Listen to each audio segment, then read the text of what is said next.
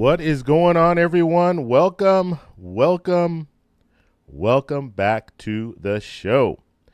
So we are live, and we're going to talk a little bit about, there are a few things I want to talk about today. I want to show you guys a clip of Martin O'Malley. There was another video clip that he posted I believe it was yesterday. So I saved it. I was going to put it in a video yesterday, but I saved it for this live stream, so we'll watch that. I want to take a look at this petition that is completely going viral right now, which is really exciting. So we'll do that.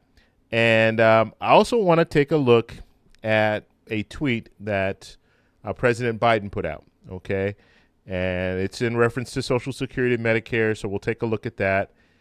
And, then we're just going to open it up. Whatever you guys want to talk about, you guys just let me know, and we'll go from there. We're also I will be gifting 10 memberships. Okay, so we'll do that. I'll probably do 5 memberships at the middle of this live stream. When I say the middle, I mean halfway through, and then at the end, I'll gift 5 more. So we'll be doing that. So first off, you guys can let me know where you guys are watching me from. I always appreciate that. Just kind of like to know where people are viewing from. And as you come in, if you can do me one more favor, hit the like button. That helps out with the channel. It helps promote. YouTube will promote it out more if they see that people are liking the live stream. I don't think it goes the other way around though. If you dislike it, I don't think it doesn't. It will still it will still post. I don't know. That's a good question. The whole thing about YouTube, we don't know how this algorithm works. We just know good practice, or what do they call it? Good practices, or whatever however you say that saying. But we don't know exactly how the algorithm works. So we've always been told that if they hit the like button, it promotes the video out, or the live stream, the video too, but the live stream. If you're on a live stream and you have people hitting the like button, it does help promote it out. I don't know. I don't even know if that's true. I'm getting it from YouTube. Once you reach a certain level on YouTube, they have what they call managers that will help you out, answer questions. You have a contact inside of YouTube. So if I have any issues or anything like that, I can contact this person. And so they always tell you, yeah, you should do this, do more live streams. That's what they tell you. And just so you guys know, if you don't have a manager, this is how it works. They will generally come in and they'll tell you, do more live streams, premiere more videos, which I need to start premiering videos. I don't premiere videos. That's something that if you guys don't know what a premiere is, basically when I launch my video. So every morning I put a video out. So when I put that video out, I do it like a premiere where it's kind of like a live, we're viewing it together. And I'll be in the chat and you guys can chat while the video's being played. So I need to start doing more of those. I don't know why I don't. I can. I don't know. I'm doing live streams. It's the same thing pretty much.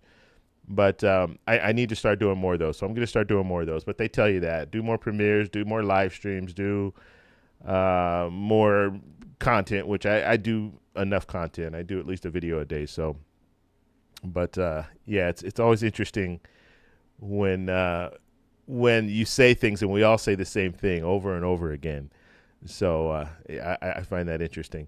Okay, so I want to get in the chat and see what you guys are saying. And then we'll start the show. I will show you guys the petition. Like I said, it is doing really well. But before I do that, let me put this up here.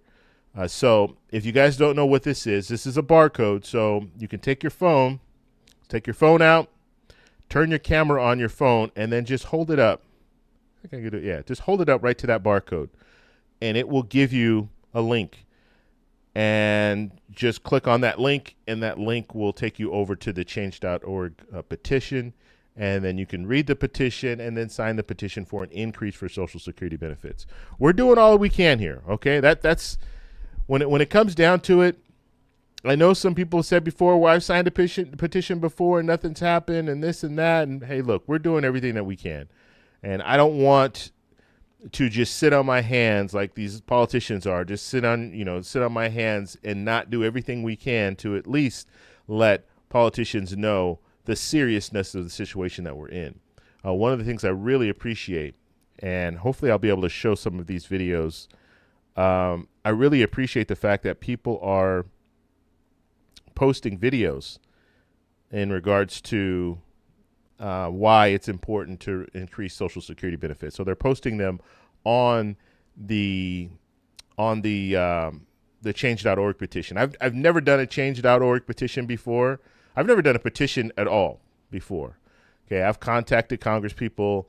I've done that. I've actually written letters before, but I've never actually participated in these petitions. So I don't know how they work, and I'm learning as we do them. But you can also post little video clips, and I highly encourage you guys to do it. And if you do post a video clip, let me know. You could just say, thank you, the TEC show, for putting this petition together. Just say something so I know that, oh, you saw me on a live stream or you saw one of my videos and you wanted to post a video. So just do that. If you could do that, I'd really appreciate it. I guess because, I don't think you can post like a comment or anything on here. Doesn't look like you can do that. So, all right. Let's see. So let's go ahead and take a look at the chat, and then we'll go from there. All right. I can pull it up here, hopefully. Is it working? Okay, let's see. Why isn't it working? No, my chat's not working. Hold on one second. Why is that? Why isn't it working? Let me see here. All right, we're having technical difficulties with the chat. Oh, I know why. I'm ahead of myself. Give me 1 second. All right. Let me find what I'm looking for. There we go. And there we go. I'm just trying to show you guys the chat, and I didn't have everything set up, but I was able to figure out what it is and fix it on the fly. And there we go. All right, British Gray. Thank you for stopping by, British Gray. You've been here before. I remember that name. Good Thursday evening, DC.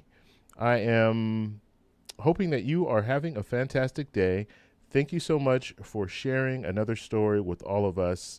Miss British Gray from Tampa, Florida. Well, welcome from Tampa, Florida, and thank you for your comment. And Pam is saying, hello, David. Hello, Pam. Cassandra is saying a good evening from Florida. Got a lot of people from Florida. I think, you know what? I get Florida. I get some California, not too much when it comes to California. Texas. There's some places that I get. There are a lot of people that watch from these different places. And then we have Glenn here. It says, is your headline true? Passed, signed into law, and more clickbait. Okay, so where does it say that? Where does it say signed, passed into law? I don't remember putting that in anything. So I don't know what you're referring to, what you saw. If I said anything signed, it would have been signed. I was talking about the petition. I did post a video earlier today. I said 1,000 signed. So maybe that's what you're referring to. Look, I'm just going to say this, and this is no secret when it comes to YouTube. You know what? When it comes to media, period, sometimes you have to kind of,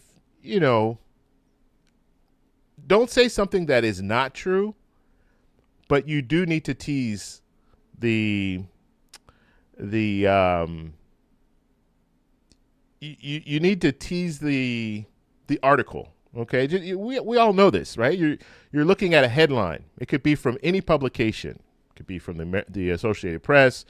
I'm drawing a blank on all the different media, but the Associated Press, Reuters, Washington Post. You're watching Fox News, MSNBC, CNN. They're always going to give you a teaser, and that teaser usually will leave questions. So you'll look at it and you'll think, oh, okay, well, I want to watch that. or so it's not going to be everything. Like when I put it, like the video clip or the video I put out earlier today, 1,000 signed. 1,000 signed, what is that? 1,000 signed Social Security increase. That's what I put. Okay, so I left a little bit for you guys to kind of try to figure out. 1,000 signed. Well, it's not $1,000 because you didn't put a dollar, a dollar thing in front of it. So what is that 1,000 signed? Let me see what that is, and then you click on it and you watch it. YouTubers do that all the time. The media, they will do that all the time. That there's nothing. That's a normal practice, is what I'm trying to say. So I get it. People say clickbait, and you can say all that, but just think of the articles that you've read. Just think of the news outlets when you're watching things. They do this a lot when you're watching video clips. They'll give you that teaser, and then they'll say up next. But the teaser usually is kind of like, okay, wow, okay, I want to watch this because there's questions that I have that I want answered. So you have to kind of, do that. All right, that's just the way. But whenever I put something out, if I'm saying something and there are questions, I always answer those questions in the video or in the live stream. Okay, I will always answer those questions. So if I say something like in this one, what did I put? Increase, new announcement. So the new announcement is Martin O'Malley put out another video clip. We'll see the video. We'll show you guys a video clip. And then I think I also put, let's see, petition update and today's headlines. So today's headlines is basically, we're just going to talk about stuff that you guys want to talk about, whatever is on your mind. So you do have to tease the audience a little bit. Okay, so it's not like, when I say tease the audience, I mean give them a little bit, but don't give the audience everything. If I were to put everything in the headline, then there's no reason to watch the video, right? There's no reason to watch the live stream because everything is there, if that makes sense, right? Just like if you're reading a book and the first chapter tells the whole story, but then you have another 15 chapters, well, you're not going to read the 15 chapters because you read the first chapter and it gave you all the information that you need to know. But in the first chapter, if you tease the audience when it comes to giving them little hints and clues and leaving things to be answered, well, then guess what? You're going to want to read the whole book because you want to see what all the chapters are about. When you're looking at a book, also, you're going to get a cover, and that cover probably will have some questions that you're going to want to, have answered. It's going to be something that's catchy, something that people look at and say, oh, okay, I'm interested to find out more about this. Same way with a thumbnail. It's the same exact thing, okay? But I will always deliver if I'm saying something, I'm going to give you what I'm saying in that thumbnail. Okay, thumbnail and the title. All right, so Glenn, thank you for the comment, but I don't know what you're referring to. If you want to write another message, then please do and explain. All right, Thomas says, I hope there is some Social Security relief soon. I'm so tired of struggling. A lot of people are saying the very, very same thing, and it's hard. I actually posted a video. When did I post that video? Actually, have I posted it yet? No, I haven't posted. I shoot more than one video a day, okay? Just so you guys know. So usually, not always, but sometimes I'll shoot multiple videos, and then I'll edit those videos, and I'll post them later. Because there's some days where it's like, I don't feel like shooting a video, or I got to take off and I got to do this, or I got to do that, and so I don't have time. So I always like to have some videos that are just kind of the videos I have on standby. So it's not current, it's not a current news story that I have to get out right now. It's just something that I have as a backup. So that in that video, I was talking about the economy, okay? And the economy, and it's interesting because our economy is doing well. However, people on the lower end of our economy are not doing well. And there are a variety of different reasons for that. And one reason is, just think of it like this. If you are upper middle class, if you are wealthy, you're probably doing doing well. And the reason why you're doing well is because the stock market is breaking records. Stock market's doing very, very good. The top end, if you have a job where you're, at the top end, you're probably getting raises on a regular basis. It's very competitive right now in the job market. And so there are a lot of people that are doing really well in the job market because companies they're trying to find people to hire. And so if you're in that level, upper middle class, I would even say in some certain circumstances, the middle class, upper middle class, wealthy, you're doing fine. The economy is doing well. And so that is benefiting you. However, if you're in the working class, if you're poor, if you're living primarily on Social Security benefits, then you're probably struggling. And you're struggling because, and Senator Bernie Sanders talks about this a lot, but when it comes to income inequality, you have people at the top, they're doing really well, they're making a lot of money, they can afford the things that, I'll give you an example.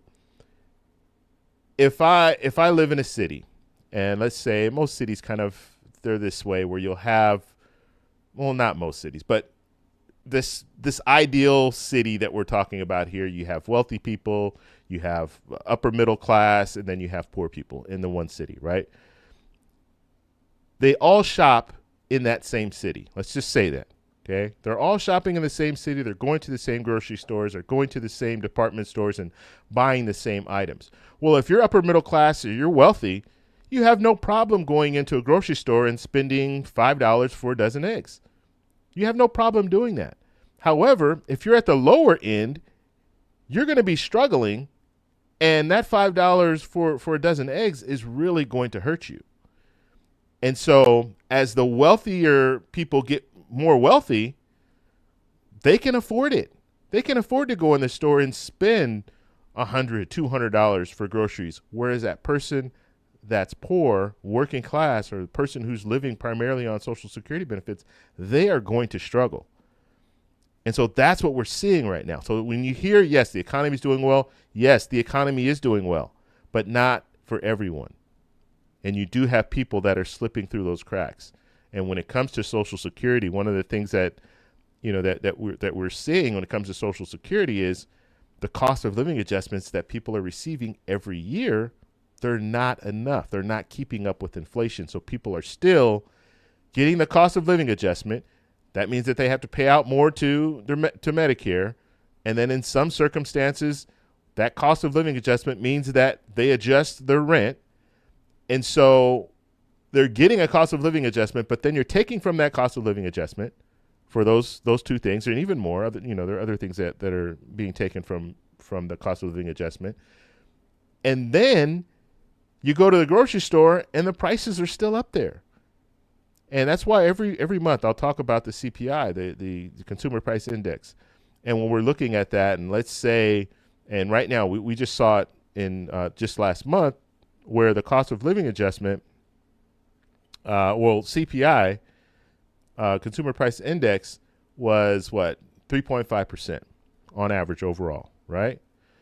And then the cost of living adjustment for this year was 3.2%. So what does that mean?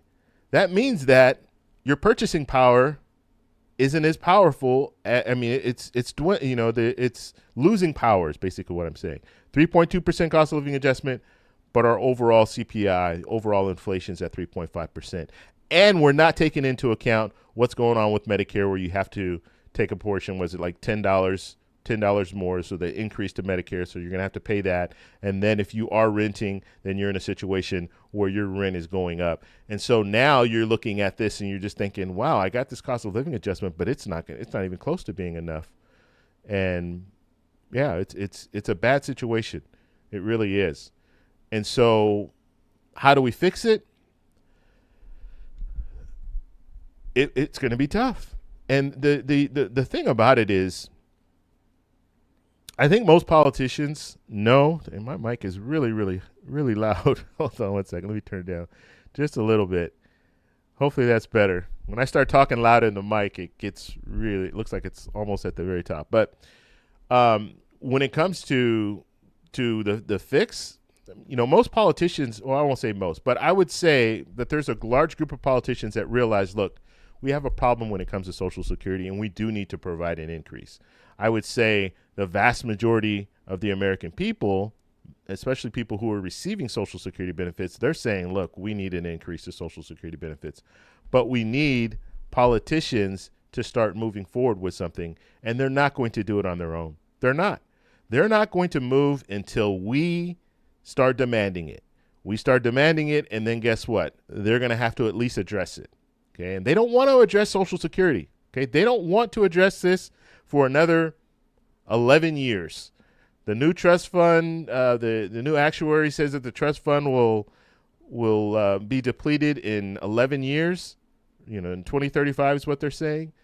Politicians want to wait until 2034. They want to wait 6 months before the deadline. And then at that point, then it's a scramble. We got to do this. We got to do that. That's what they want to do. That's the plan. Okay. And I'm not saying for all lawmakers. There are some lawmakers that really want to move forward because they see the need. And so they're trying to move forward. But you do have politicians that are holding this up. And those politicians say, you know what, let's just, we don't have to deal with it right now. And I think some politicians will say they will conveniently leave office right before this situation happens. Okay, so you have some lawmakers they've been there for 20 years already. They're thinking, yeah, you know what? A good exit date would probably be maybe 4 years before we have to address the Social Security issue because they don't want their name on it. That's the bottom line. Okay, Tim says, hey, ladies. All right, so Tim is single. He's looking for some ladies on here. Well, welcome, Tim. Thank you for stopping by. Devin says hello. Hello, Devin. Tim says he agrees with Thomas. Arrod, what's going on, Arrod? He's one of our members. Thank you for being a member. Appreciate it. And he is a long-time watcher. I could start saying long time now. We've been doing live streams for over a month. So we can start saying a long-time viewer. So thank you for your support, Arrod. And Arrod actually got me to really start looking at weapon GPO, okay? It's something that I've been I don't want to say I've been avoiding, but I've been talking about reforming Social Security, and I fall into this situation. Rod falls into this situation. We're both civil service, we were both civil service workers. He worked as a firefighter. I worked in law enforcement. So that means that we're paying into a pension. And I think it's like 15 states that if you pay into a pension in these 15 states, you're not paying into Social Security. And so when you retire, and let's say you take on another job, or while you were working another job, maybe part-time, and you were receiving credits for Social Security, even if you receive those credits, let's say you get up to your 40 credits that you need, you will get a reduced, because of WEP, the Windfall Elimination provision, you're going to get a reduction in your Social Security benefits. And so you'll get your pension, and then you'll get a reduction in your Social Security benefits. So what they're trying to do is they're trying to wipe away WEP and GPO. So I did some more research. I posted a video a couple of days ago talking about it, and I'm going to post more videos because just posting that video, I saw in the comments that there are a lot of people that fall under this same situation where they worked a job. They were a teacher, law enforcement, fire, just working for the government, local government, state government, and they were paying into a pension and only paying into that pension. And so I will do some more videos on this because I think it's very important that we pay attention to this, because this could be a huge boost to Social Security benefits for those people. Okay. I haven't gotten to the point now where I can start collecting Social Security, but I'm kind of I'm in this weird situation where I only worked 5 years paying into Social Security, contributing into Social Security. And then I got a job where I was working and paying into a pension.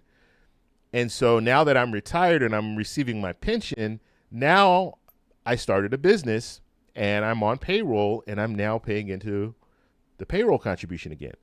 So it's kind of a weird situation where I'm paying into the payroll contribution, knowing that I'll get Social Security benefits once I hit the 10 years, but it's going to be a reduced benefit. And so it's kind of hard. And yes, I could just say I'm a sole proprietor and not put myself on payroll. I don't know. I'm doing it the legal way. The way that I'm doing it right now is the way that you are supposed to do it. I talked to the person who handles my accounting, and this is the way she has told me, yes, this is the way that you need to form your business if you want to do it the right way. And so that's what I'm doing.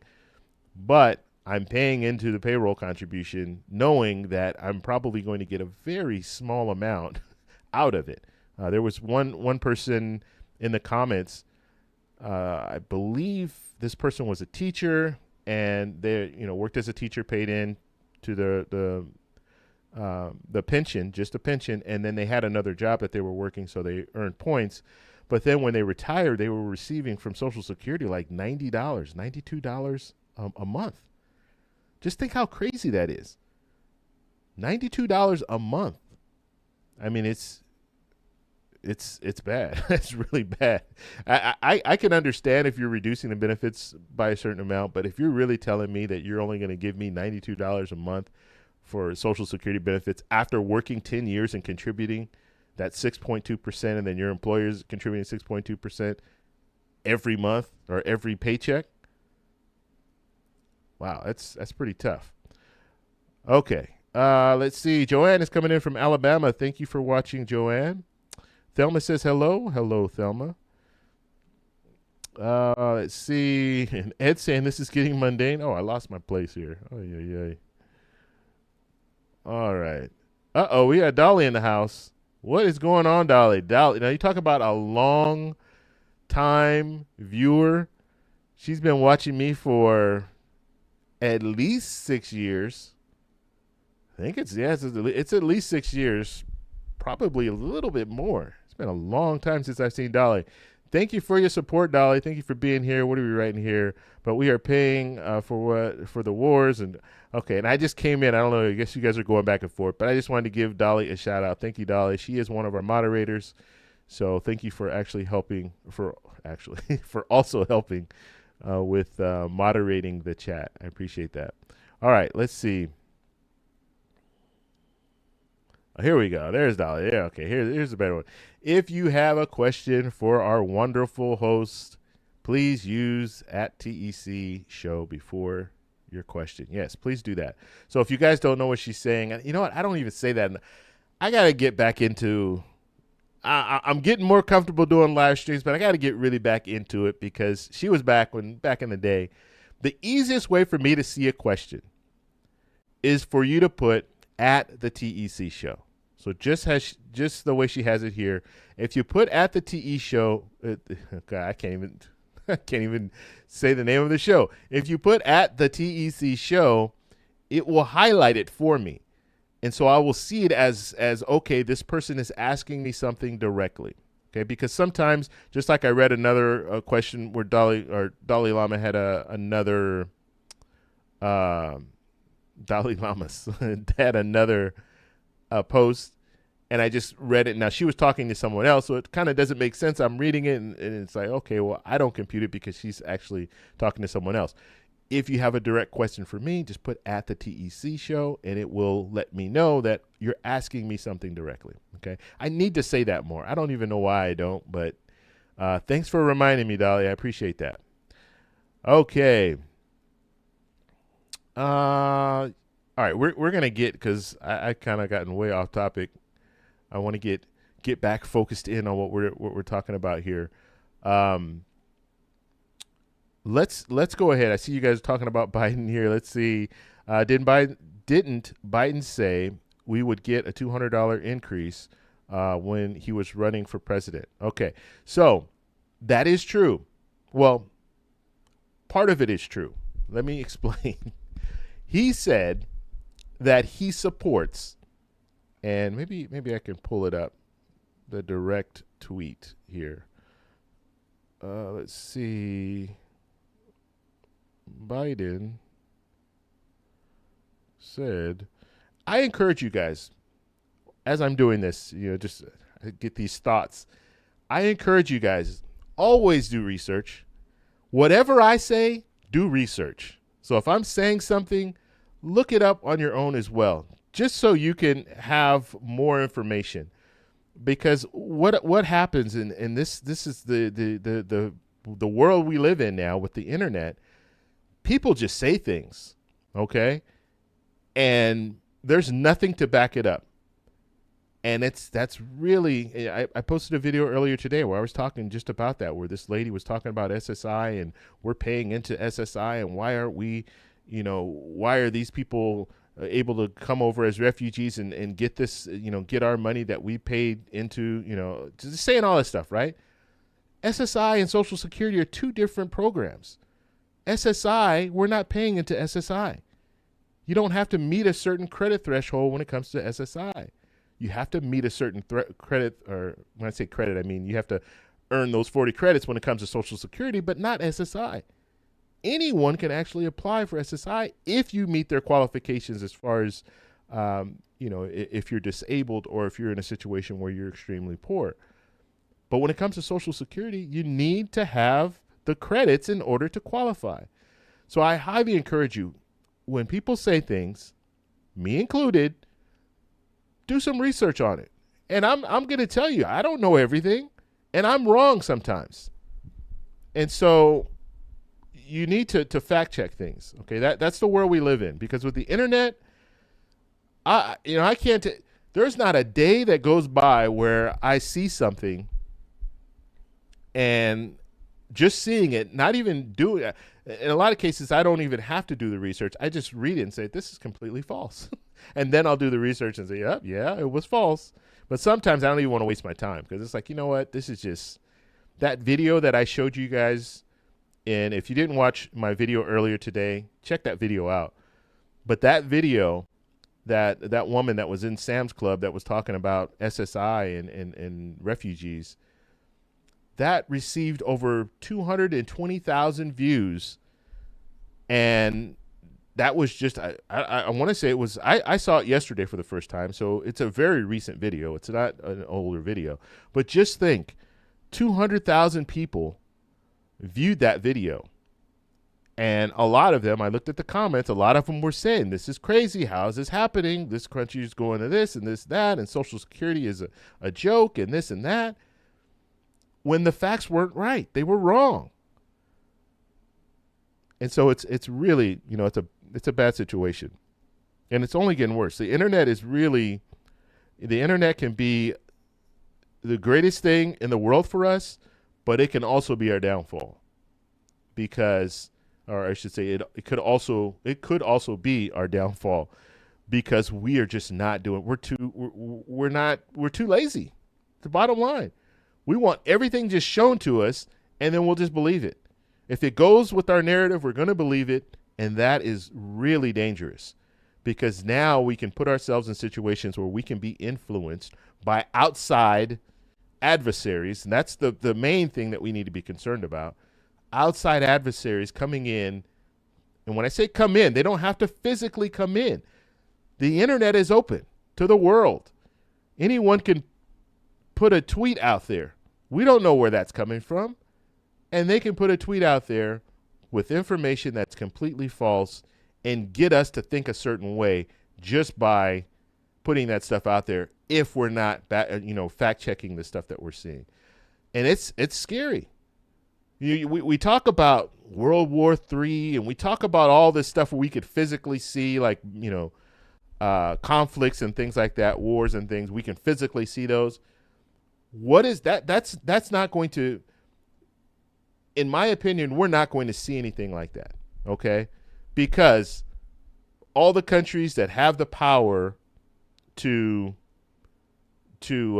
wage full-on war, nuclear war, they're not going to do it, because they know it's the end of the world. Okay.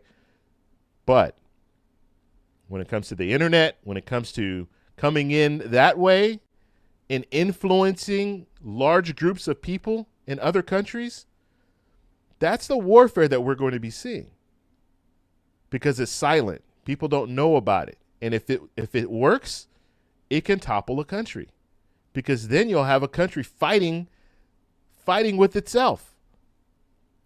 And then as we're fighting with we're fighting with each other, we're becoming weaker as a country. And then guess what? Another country will step in and be like, hey, you know what? We'll take care of this. We'll handle everything for you. And now they've taken over our country because we're too busy fighting each other when that other country pretty much got us to fight each other by putting out propaganda, by putting out this fake information that we are not following up on. The reason why I talk about Social Security and why, I posted that, I showed you guys the video from earlier, the video, I keep saying the video from the video, but the video that I posted earlier today, the reason why I did that is because when it comes to Social Security, we're seeing that. We're seeing an attack on Social Security, but with information that isn't true. And if you look at that and you say, okay, well, SSI, the simple question is this: why am I paying into Social Security if people that can come over from another country as a refugee can receive that Social Security without working? Why am I paying into it? But that's not true. Those people are not getting Social Security. You can make the argument that they shouldn't qualify for SSI. You can go ahead and make that argument, but SSI is coming from the general fund. It is not coming from Social Security, and that's very important to know the distinction between the two, because no one can get Social Security benefits unless they pay into the payroll contribution, and they qualify by working at least 10 years and get the 40 credits. No one can get Social Security benefits off the street or coming from another country or never working in the U.S. All right, let me get off this high horse. Where are we going? Biden says 200 increase. Okay. Let's see where. I don't know if it. I just wanted to see the famous tweet, but let's see. All right, I wanted to show you guys the tweet, but I don't see it. You know what? I can put $200 tweet.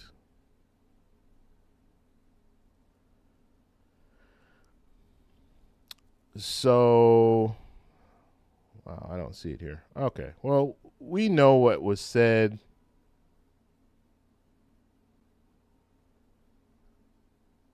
Let's see.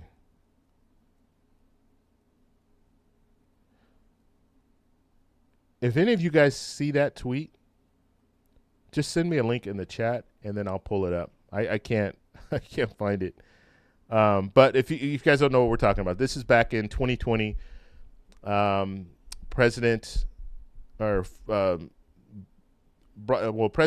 was running for president, and he posted about a $200 increase for Social Security. I believe what the tweet said was that he approves of, or he is in favor of a $200 raise, or he was talking about people receiving Social Security benefits should get a $200 raise for benefits. Now, what we have to understand, and I think this is another one of the struggles that we see when it comes to, let me hold on one second. Maybe I could do it this way.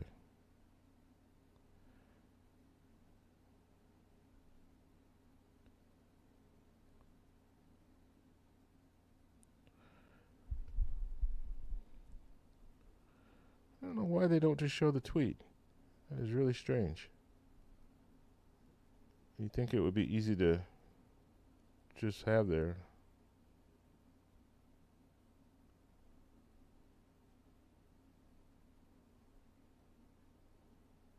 Okay.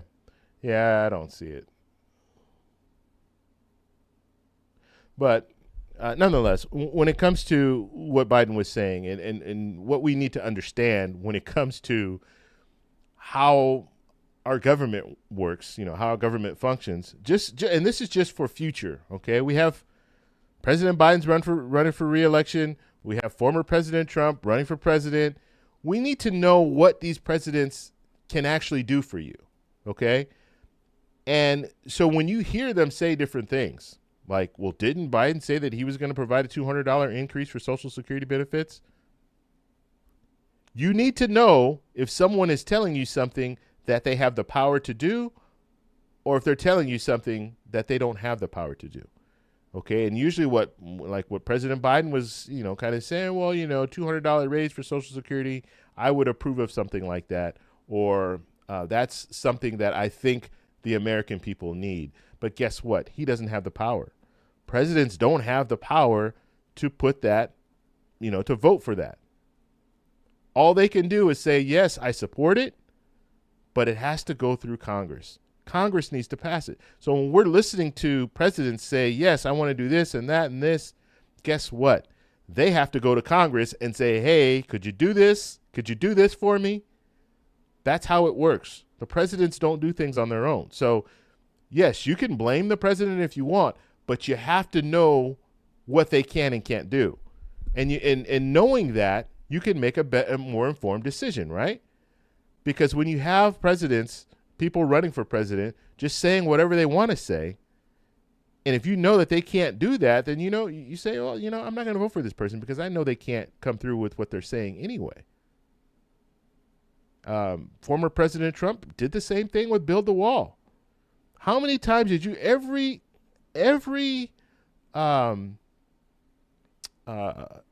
campaign stop that he went to, he said the same thing. And what did he say? We're going to build a wall and Mexico's going to pay for it. He said the same thing every campaign stop. But guess what? He doesn't have the power to do that. First off, he doesn't have the power to force another country to pay for a wall. That's ridiculous. And I did hear people try to call that out, but people didn't want to listen, right? And we're talking about when he was running back in 2016. He was saying, build a wall, build a wall. And then when he became president, then guess what? They couldn't build a wall. They couldn't, they didn't have the money to build the wall. So they had money left over from the Obama administration when they were repurposing the walls, what they were saying in the Obama administration. So they were fixing some of the wall, but they didn't have the money to build a wall. And former President Trump never got money to build a wall. And so he couldn't complete this whole project. And guess what? Mexico wasn't paying for it. He was President Trump, or former President Trump, was trying to get the money from Congress. Why? Because he had to get the money from Congress. So you just need to know when they start saying things, you say, okay, well, how much is this going to cost? And who's going to, just know that presidents have very, very little power when it comes to getting legislation passed. All they can do is lean on Congress and say, hey, look, I need you to do this. I need you to do that. And then Congress, they need to have, because we have split government, right? Especially right now we have split government. If we have split government, Congress needs the numbers in order to pass legislation. Okay, even right now, even in the situation that we're looking at right now, even, we can go back to 2020 or 2021, 2022. You had Democrats running the House, Democrats running the Senate, and you had President Biden as president. So Democrats controlled everything at that time. Even though they controlled everything, there's a rule in the Senate that says you need, and this is just a rule, it's not part of the Constitution, a rule that says you need 60 votes to move any legislation through the Senate. So what does that mean? That means that you need a majority vote in the Senate, or more than a majority, like a supermajority in the Senate, which means you need Republicans to support whatever legislation you want to pass. And so that means that even though Democrats are controlling the House, which you just need a majority vote there, Democrats are controlling the presidency, and Democrats are controlling the Senate, you still need a super majority vote in the Senate in order to pass legislation. So it's still hard to get things done because you need that bipartisan support. And so, and I've heard this argument before, well, President Biden, he had 2 years, they had, Democrats controlled everything. Well, they controlled everything, but guess what? They still needed support from Republicans. And we see this all the time. Republicans and Democrats will fight back and forth, and they'll say, well, you know what? I'm not going to move legislation forward because it might make you look good, might make your side look good. If it makes your side look good, then it makes us look bad, and then we won't get reelected. So I'm not going to move forward with this legislation. And that goes on all the time. And who are the people that are suffering out of this whole situation? It's us. All right. So bottom line here, yes, you can listen to whatever you want to listen to when you have people running for president and things like that, but just know what they can and can't do. Okay. And listen to the words and how they say things. I don't believe, and like I said, if you guys find the link, I'll click on it. I don't believe President Biden said that you will be getting a $200 raise for Social Security. I think he said that he supports it, which means that Congress needs to pass something so he'll sign off on it. You'll hear presidents say this a lot: get it to my desk and I'll sign it. They say that a lot. Why? Because they have no control of getting it to their to the desk. It has to, Congress has to do that. Another thing, what did he was making? Actually, I think an even stronger argument would be he was making the promise to the student loan promise, right?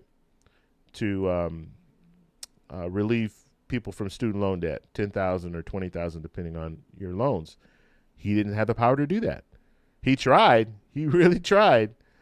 Congress wasn't going to move forward with it, but they tried to do an executive order, and then that executive order ended up going to the Supreme Court, and the Supreme Court said, no, you don't have the power to do that. And so now he's doing it little, kind of piecemeal, taking certain,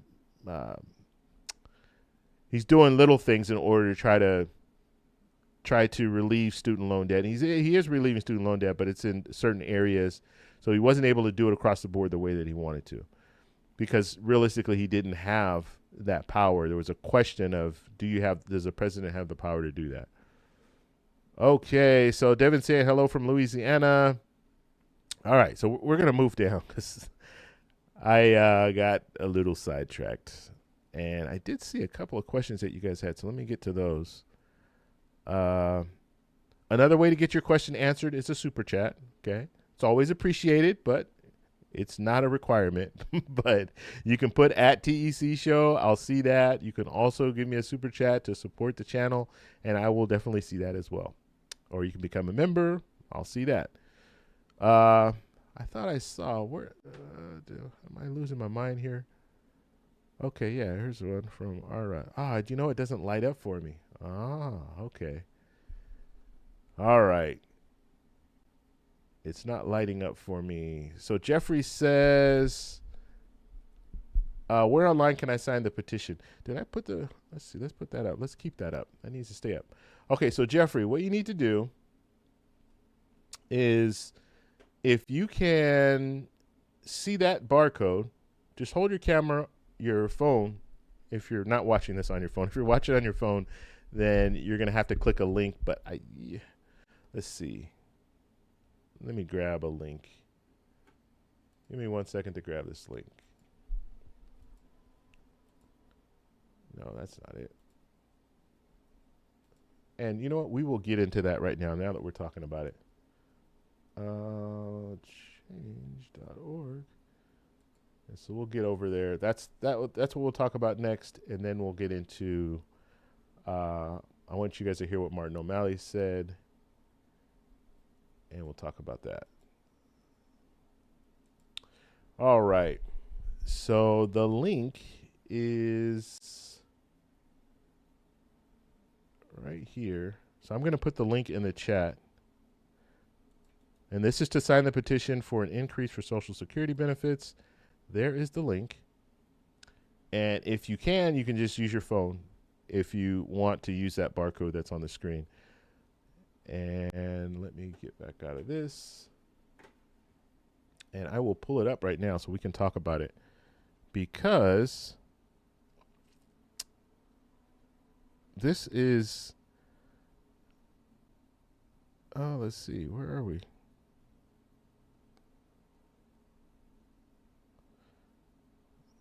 Thought I had it all queued up for you guys. Let's see.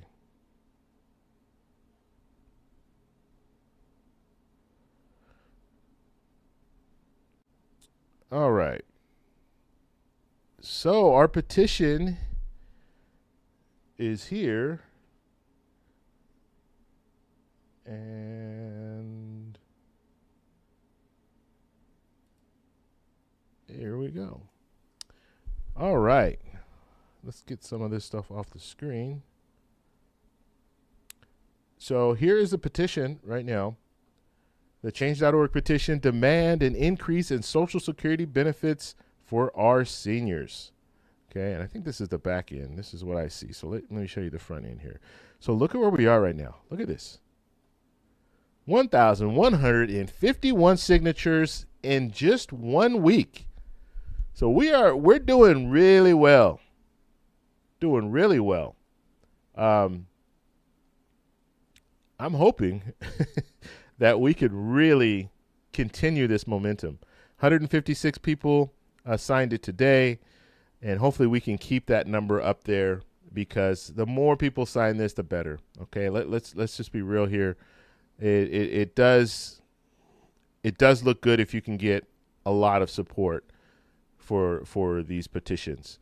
And so we have people videos here. Now, I know there was one video where there's profanity in it, so I didn't want to play that one. I can't remember which one it was. I know it wasn't this young lady here, so maybe I'll play a couple of them.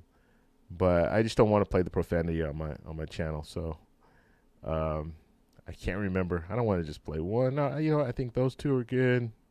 I played some of the other ones in a video earlier, so we'll play those. But what you guys do is, when you come over here, you can sign the petition. I think it's probably at the very bottom. Where does it say it on here? Maybe the link. Oh, you have to go to the link. So this is just the landing page. If you go to the link, then you can sign the petition. I don't even know. I should make this a little better.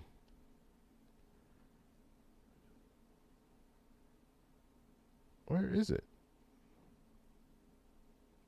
If you hit the link, it will show you how to sign it right away. I don't know why it doesn't just show it up here. I guess maybe this is on my end because I've already signed it. Yeah, this is my end. Okay. So read the petition. Now, a couple of live streams ago. So not this week. Was it? No, it was last week. Yeah, it was last week.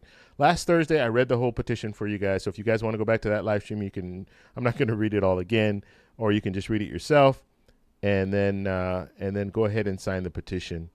And this part right here, decision making, I don't know exactly how this works. I put Social Security Administration on there, but what I need to put is actually Congress. So I'm going to have to try to figure out how that works. If any of you guys have done a change.org petition before, hit me up. And I'm in the process right now. I don't think my email is working. I'm in the process of changing my email to reflect the show, because before I had my email for my old, or I won't say old, my other channel. And so I want to change that. So I'm in the process of doing that right now. And so email is not working. If you go to my Instagram, you can hit me up on Instagram with that information. Travel Explore Click on Instagram. Okay, so I want to get this one to say Congress, so I'm going to have to figure out how to do that. But yeah, this is, I'm happy about this. I really am. Now, will this make a change? I don't know. I hope so. But, there are no guarantees. I think the best thing that we can do at this point is just use all the tools that we have available to us. And that's all I can say about that. And so hopefully that will at least show their support. And that's the main thing. Look, I can do all the talking I want. I can send all the letters that I want. But if it's just one person sending a letter, these politicians will look at it and be like, okay, well, that's nice. That's nice that you want it. But, we got other things that we want to deal with. So the fact that we have a petition where you have a group of people that are all saying the same thing, it does carry a lot. It carries more weight. Let's just say that. And then what the plan is, if I'm sending out letters and you're sending out letters and we're all linking the same change.org petition, then guess what? That will carry a lot of weight in all the different districts out there. So all the representatives can see it, and then the senators can see it. And because we're in an election season, election year, they're going to take notice because they're going to know, hey, we have a large group of people that are saying the same thing, so we need to address this. At the very least, it will at least help to get a response, right? Because I'm sending out letters now, and I tell you, I sent the letter out, that was, last week? I will check my email, but I sent it, I believe, it was last week. I haven't received a response yet. I sent one to former President Trump and President Biden, and I haven't received anything yet. Okay. All right, let's see.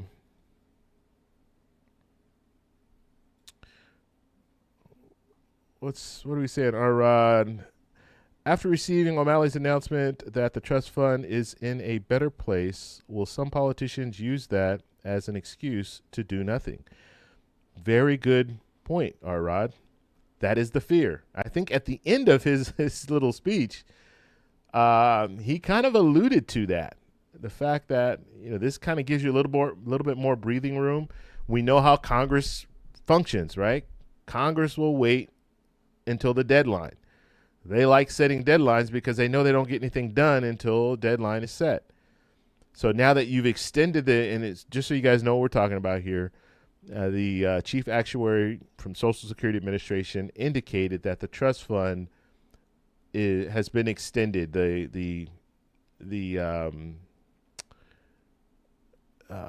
What's the right word? Well, it's the solvency. The solvency of the trust fund has extended one more year. The talk was that we would see the trust fund deplete by 2033 or 2034. Okay, they kind of going back and forth with those numbers. Now it's moved up to 2035, so it gives you an additional year when it comes to benefits. So you'll still have money in that trust fund. And the main reason why we're still seeing, why we're seeing the extension of the trust fund is because our economy is doing well. Our unemployment rate is down low, or is lower. So you have more people in the workforce now than you did a couple of years ago. And what that means is you have more people paying into the payroll contribution. That money, the more people paying into the payroll contribution and more companies contributing to the payroll contribution because they need to match that 6.2% that a person is paying into the payroll contribution. And so you have more money going to the Social Security Administration, which means they have to draw on the trust fund. You don't have to draw as much on the trust fund because you have a strong workforce. So it's always good to have a strong workforce. When our workforce starts to drop, unemployment rate starts to go up, that means you have less people working, less people paying into the payroll contribution. So we're still in a bind when it comes to Social Security, the trust fund, because we could extend it maybe a year or 2 years, but we need a fix. We need to reform it. That way it's extended for another 50 years or 75 years. That's what needs to happen. So you're going to need to do something drastic in order for that to happen. But this is a small Band-Aid because it will allow the trust fund to last a little bit longer. But like Arterod is saying here, that just gives in some politicians' mind, that gives them an extra year to try to figure this out or, maybe leave office before. So, yeah, it's both good and bad, I think.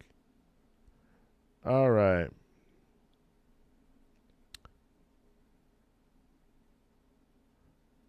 Okay.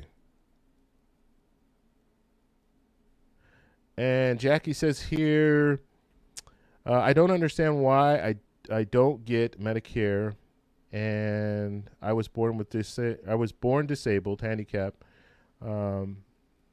Every walk of my life born. Okay, so in situations like this, I don't know your situation. Okay, and obviously you're posting stuff on here. I would highly recommend, and I'm sure you've already talked to the Social Security Administration, but you're gonna have to go through them. Like I can't. I know you have a question, but it's one question that I couldn't answer. I don't know why. Okay, so that's something that you're gonna have to talk to them about. I do know what some people will do. Is they will reach out to their representative in their district. And that, in some instances, that will carry more weight than you calling. Okay, I know you says 3 Social Security offices. So if you do contact your representative, and let them know your situation, maybe write them a letter or send them an email with, your information, then they can look into it, and then they can talk to the higher ups in the Social Security Administration, because you're just getting the person who answers the phone, but maybe you need to get the people who are higher up to take on your case. And so by going through representatives, you can get people that are higher up, because they're not contacting the people, the same people that you're contacting. They're contacting different people. Okay. All right. So I want to do let's see, you guys are asking questions. So I just want to.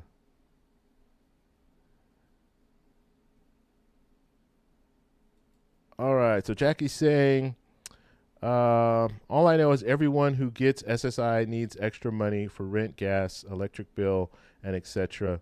Only $943 ain't helping at all. So $943, I think that's the max SSI benefit, and it's not a lot. And that's part of what I was talking about when I was talking about this situation here with refugees. When I posted the video earlier today, I was talking about that very same thing, where $900 is $900, but it's not enough money to live on. And there are very strict guidelines to receive that money, because once you start working and you go over a certain level, then you no longer qualify for SSI. And so a lot of these refugees, that if they do qualify for it and they start working, then they're not going to have it very long. Okay, so. And that was just one of the arguments. But the main thing that I wanted to get out of this is SSI and Social Security are different, or they're not the same. And I see it on Twitter all the time. It's sad. It really is. I see people talking about it like it's the same thing when it isn't. Like, this lady was literally using SSI and saying it like it was Social Security, and she had no clue that what she was saying was wrong. It's bad. So I tried to educate. I did respond to her tweet, but yeah. Sometimes people want to believe, they believe whatever they want to, they believe what they want, and they'll disregard the truth, because what they see and what they believe makes them feel good. And so the truth sometimes hurts, and they don't want to see the truth, unfortunately. Okay, so how did I sign the petition? Can you explain? Okay, so I explained that. Hopefully you guys get it. It's just that little barcode there that I'm covering up, so you probably can't see it right now, but this barcode is what you use in order to sign the petition. Okay. All right. All right. So you know what? Let me get to that real quick. So one other thing that I want to show you, and I agree with you 100% here, or at least I haven't read the whole thing. I just read the first sentence. It says the president needs to endorse the Social Security 2100 Act as well as the Social Security Fairness Act. So I agree. Now, I will say one thing. The Social Security 2100 Act has the Social Security Fairness Act in it. So they don't have to pass both. They can pass the Social Security 2100 Act, and it will eliminate WEP and GPO. So, we don't want to give Congress too much stuff to do, because we know they can't do anything. They can't do much. So we give them too much. Oh, we got to vote on 2 bills? What do you mean? We got to go on recess in a month. What am I saying? We got to go on a recess in a week. So we don't have time to vote on 2 bills, but maybe we can just get one. So either or would be great.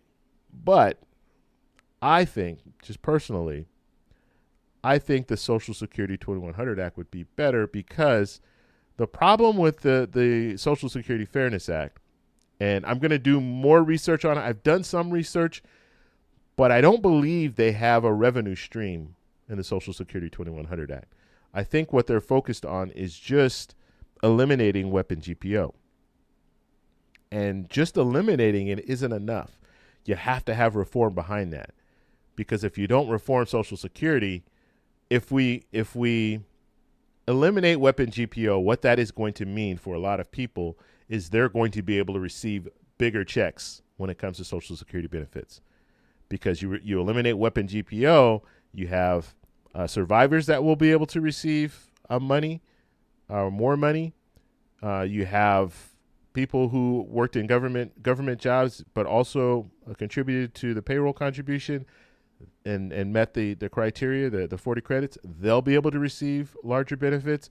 And so that's more money that will be going, I said spousal, survivor. I didn't say spousal. So spousal benefits could increase for those people. So that's more money coming from the payroll contribution and also coming from the trust fund in order to pay out benefits, because you're going to see an increase in benefits as a result of eliminating weapon GPO. I don't believe the Fairness Act has any type of revenue stream that they're pulling from. Okay. And so what that means is, we just talked about the trust fund has been extended to 2035. Well, that would mean that the trust fund now will deplete much faster because they're now having to pay out more money.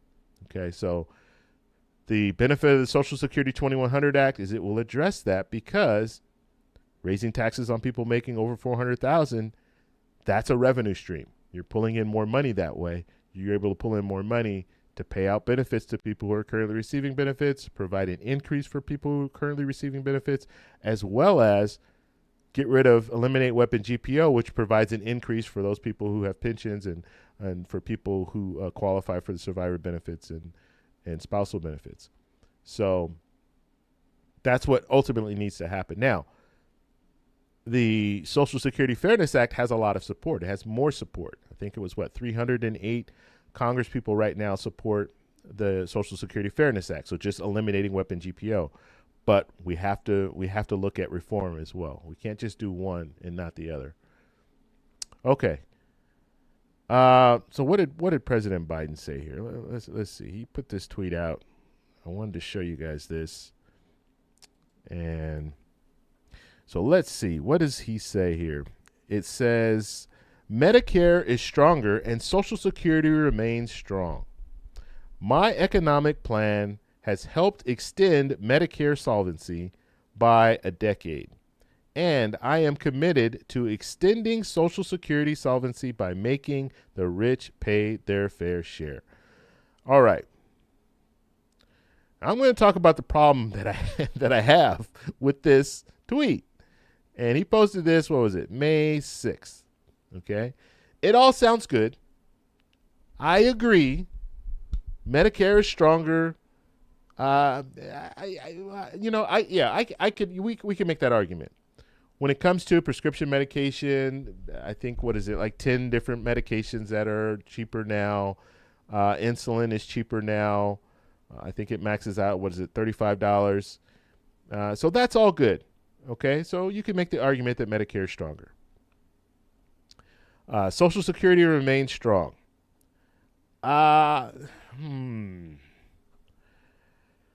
Yes, at the current state, Social Security is fine. But we know what will happen in 11 years. We know that the trust fund is being depleted. So you can say it's strong, but the trust fund, we got issues there, right, that have to be addressed. Now, the problem that I have with this tweet is that this is all he says when it comes to Social Security. And I am committed to extending Social Security solvency by making the rich pay their fair share. What's the plan? What's the real plan? This is just like what I was talking about. I was just talking about this earlier in this live stream where I was talking about the building the wall. Build the wall, Mexico's paying for it. This is the same type of, I don't even know, campaign stop message, right? The same message. We're going to extend Social Security solvency and make the rich pay for it. But what's the plan? Because that's not a plan, and that's what bothers me. Do you support? And this is where, Ardrod was saying this, and I agree with this. Do you make, you guys can't even see my face. Do you show support for certain legislation? Do you support the Social Security 2100 Act? Just say it. If you support it, say it. If you don't, I'm talking to the president right now, okay? So it's just me and him. We're just having a conversation. Do you support the Social Security 2100 Act? If you do, let us know that you support it. That would help. That would help immensely, because now you'll have Congress people saying, okay, you know what? The president supports this proposal. We support this proposal. Let's try to get this done for the American people. But when you just say that, that you, what does he say? Extending Social Security solvency by making the rich pay their fair share. Okay, what exactly does that mean? I know what I think he's trying to say, but you need to explain to us exactly what it means. What I think he's trying to say is people making over 400,000 should pay, should have to continue paying into the payroll contribution. That's what I think he's trying to say. But give us a plan. Give us something to move forward with, because just saying that, it might sound good, it might look good, but what does it really do for the American people? All right, so what we're going to do right now is we're going to do some gifted memberships, and we will do 5. And then we're going to watch Martin O'Malley, and then we'll open it up to whatever questions and whatever questions you guys have. So we're doing 5 now. We're going to do 5 more. We'll do 5 more at the end of this live stream, okay? And I still haven't done a private live stream. I will be doing those, okay? So I was kind of waiting. I got a lot of things going on right now, and I was kind of waiting, and I got some different equipment so I can kind of do it in different places. So bear with me. We will get those going, and I am going to be starting my travel, my traveling. Let's put that. It's the summer. Everybody travels this summer. I'm going to be starting my traveling, so that should be pretty interesting, because I can do some live streams when I'm traveling, regular live streams as well as some private live streams for members. So that should be interesting as well. But we'll get that all going. So new members, thank you for your support. I appreciate you guys being here and supporting the channel. I appreciate all you guys. First off, everybody, I appreciate all you guys. But congratulations to the new members. And you guys don't have to become a member. That's just, this is people who want to become members, on their own. That's just showing more support for the channel. That's all it is. But I'm still going to give you guys the same content. That's not going to change. Okay. All right. Let's see here.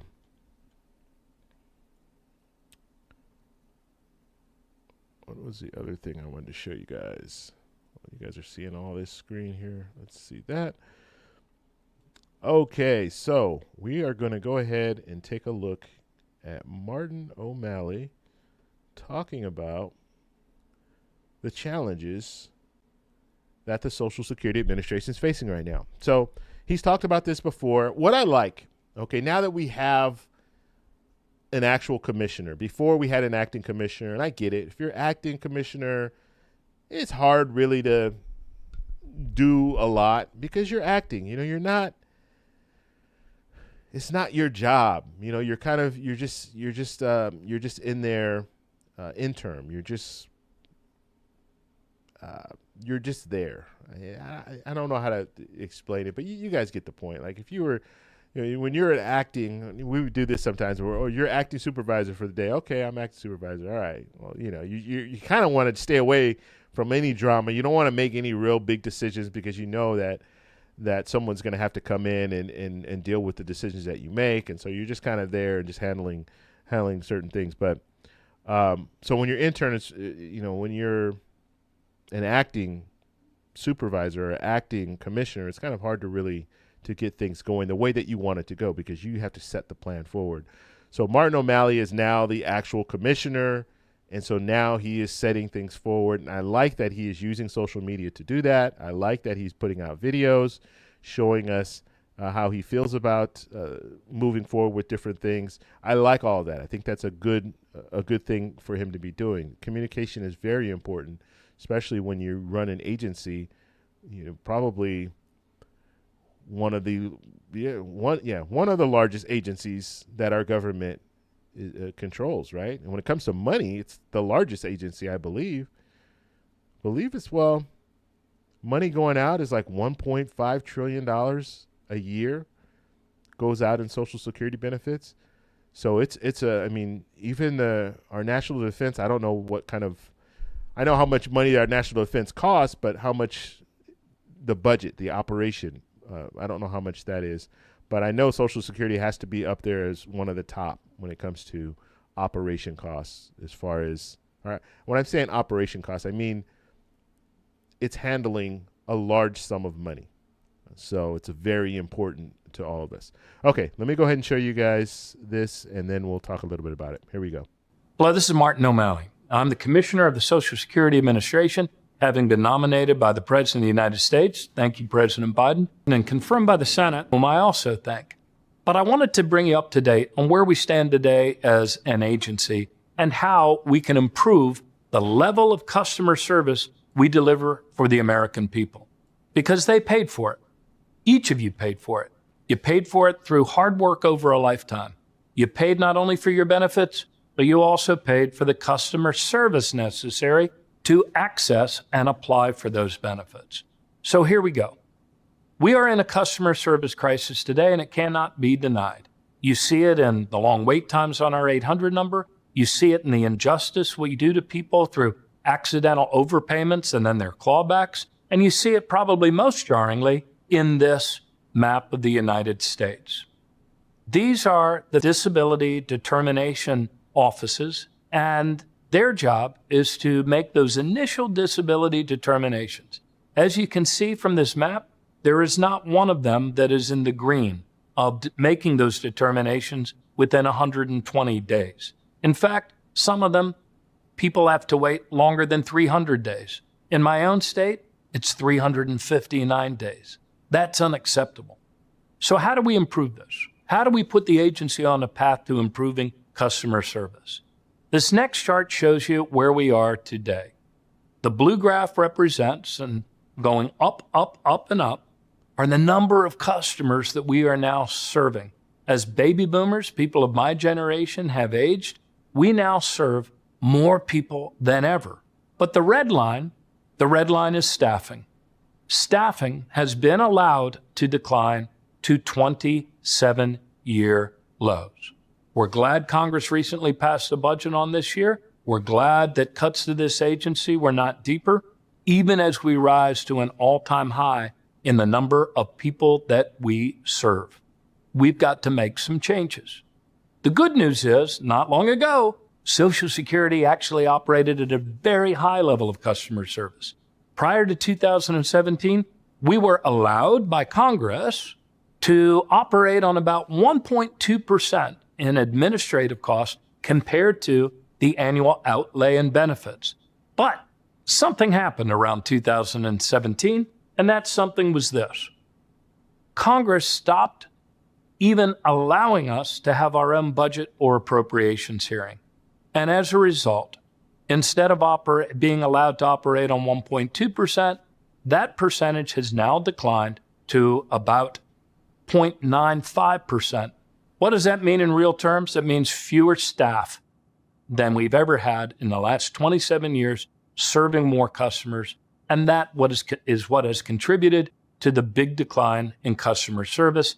It's what makes those wait times longer, whether it's on the phone or for a disability determination. But when we were allowed to operate at 1.2%, it was pretty efficient and it was pretty effective. Allstate operates on 19% overhead of its annual benefit payouts.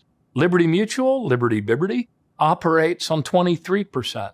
And Social Security, when we used to have congressional budget hearings, was allowed to operate on 1.2%. We can reduce the wait times on the phone. We can reduce the time it takes for an initial disability determination, and we can reduce the time it takes for an appeal, an ALJ hearing on a disability. But we need to be allowed to operate at that traditional 1.2%. You've earned your benefits. You've earned a high level of customer service. We need to ask our Congress to allow us to use the monies that you've already paid in so that you can get somebody on the phone when you need us and you have to call. The good news on the horizon is this. The president's budget for fiscal year 25 is a big, solid step in the right direction. It would allow us to restore staffing levels that we haven't seen here for years. That'll allow us to answer the phone quicker, to process benefit applications quicker, and to make those critical determinations for people who are suffering from a disability. So thank you for listening.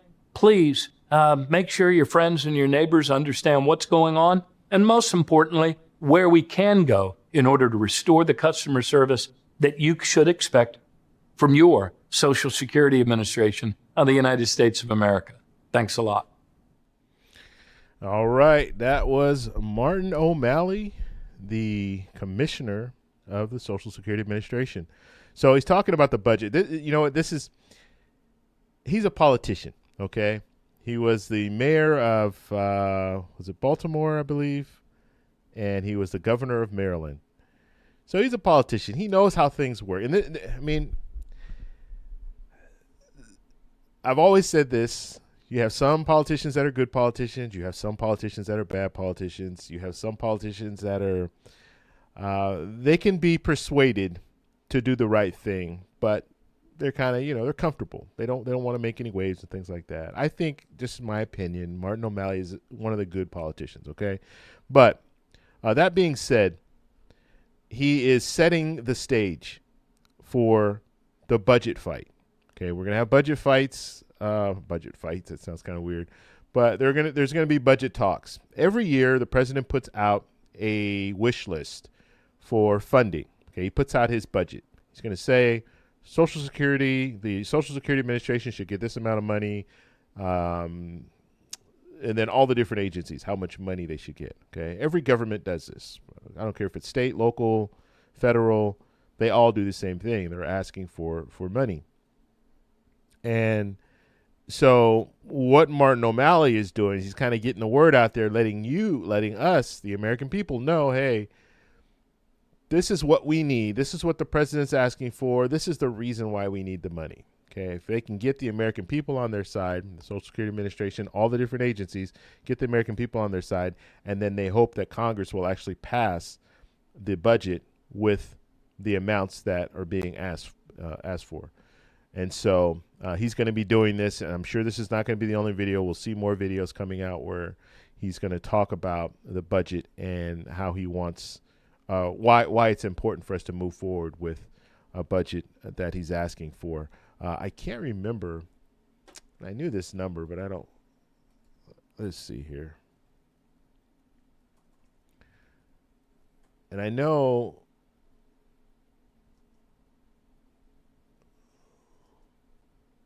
the Social Security budget 2025. So you guys, let's see.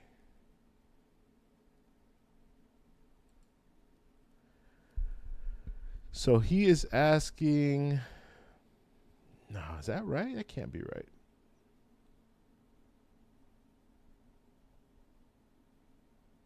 So it looks like the president is asking for, I thought it would be more than that.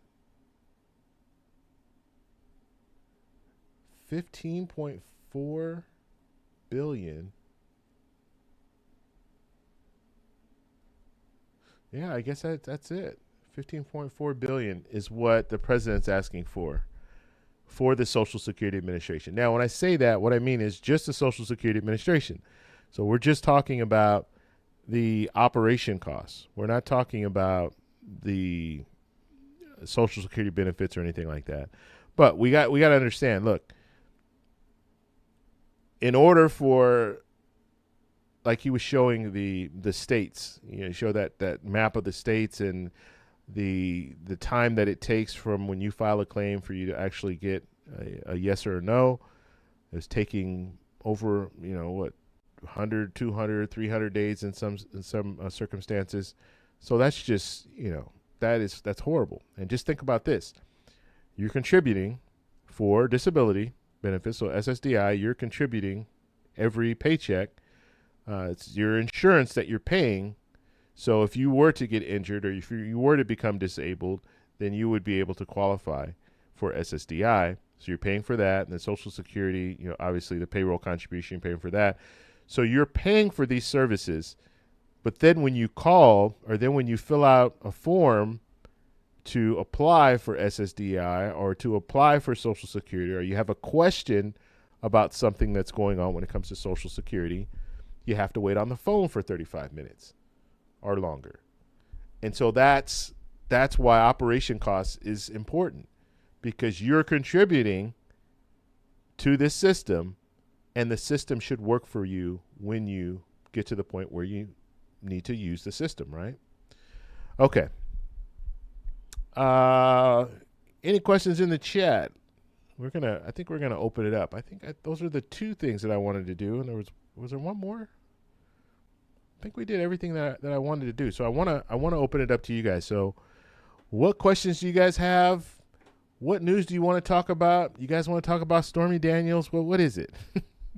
You know what? I have to say this. I do have to say this while you guys are watching, because I know I switched lanes when it comes to.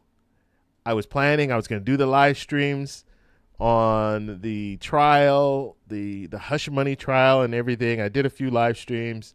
I did a video, and I decided that I'm not going to do it on this channel. Okay. And so what I've done, I'm going to show you guys this. Actually, you know what? I better do it on here. It'll be easier. Let's see. Let's see if this even shows up yet. But what I've done, because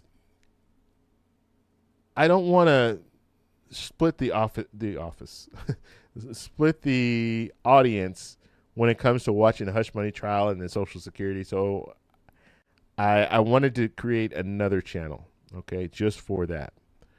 And so that is what I did. But I just created it, and guess what? It has, wow. This is how tough it is, okay? I want you guys to understand this. When it comes to YouTube, I'm not even subscribed. Good Lord. All right, I just subscribed. Oh, let me unsubscribe and then show you guys the screen I'm looking at here. Okay, let's see. We'll go up here. This is groundbreaking, okay? So you guys are going to be able to get in on the ground floor here. You're going to be the first to subscribe to my new channel. Okay.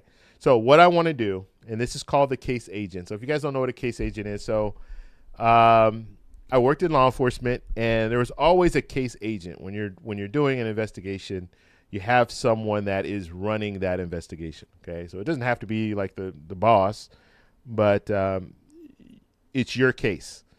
You should know the most about the case. You dictate how we move forward. So if we're going to go, and I worked on a task force for 7 years. So if we were going to go serve a search warrant, you're going to have a case agent that is basically in charge of that search warrant. And so they're going to give you the information that you need. They're going to do a briefing with you before you go. And anything that needs to be done, you're going to the case agent and say, hey, do you want me to do this? Do you want me to do that? Do you want me to search this room? What are we looking for? All of that kind of stuff. Okay, the case agent is the one that's involved in that. So what I wanted to do is I wanted to create a separate channel that just deals with cases. So it's not just going to be this hush money trial, but we're going to talk about some other cases as well. Okay, I'm going to be honest with you guys. Let me come back to my main screen here. I think I wanted to throw the link in there. At the case agent, I think you can just put that, right? I think this will work.